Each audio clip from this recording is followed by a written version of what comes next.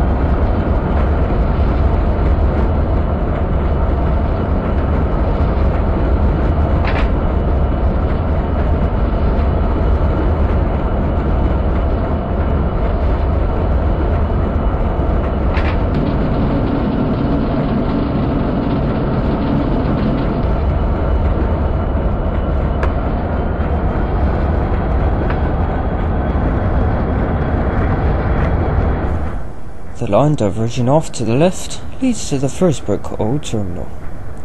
We carry on past the access line and stop in the Furzebrook runaround loop.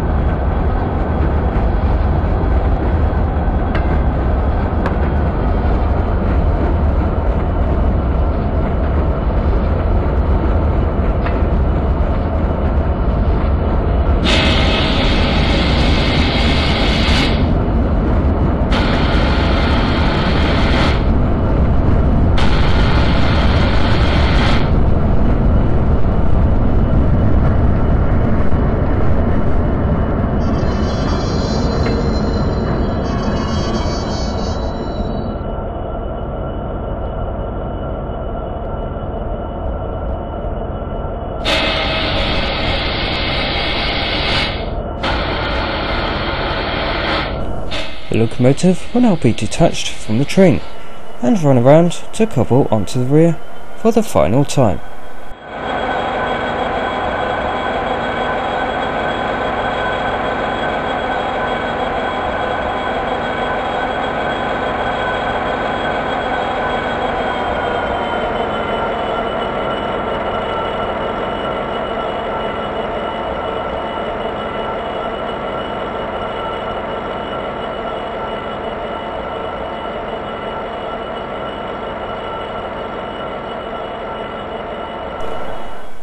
Even though this is the last freight trip, the oil terminal will still be in use.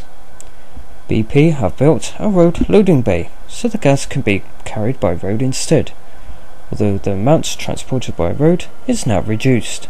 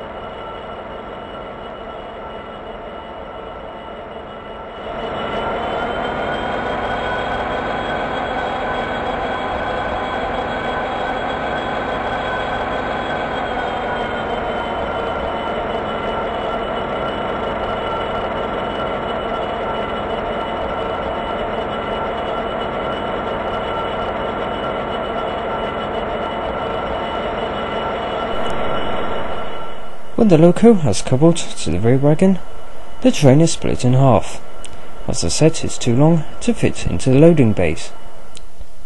When the middle is detached from the other wagons, the train reverses back towards the oil terminal access road.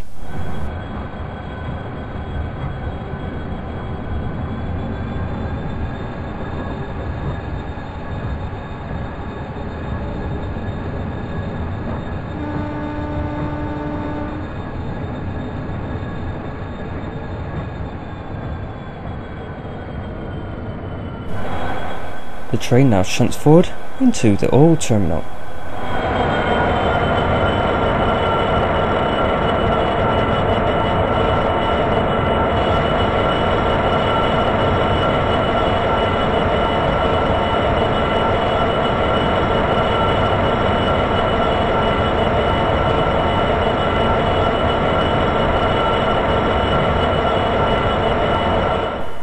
Now the tanks are in the oil loading bay. The shunter detaches the tanks from our loco, apart from the barrier wagon, as we'll need it in a bit.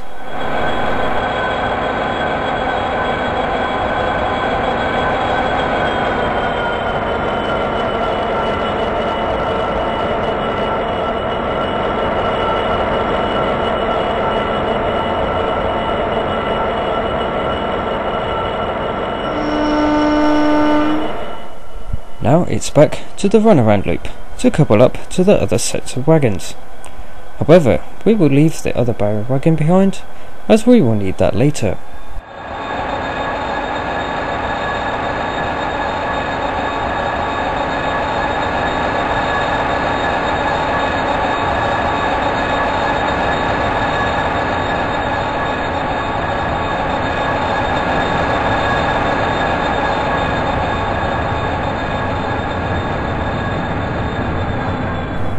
Now the train does the same procedure as before, however it arrives into the siding adjacent to the other set of wagons we left earlier.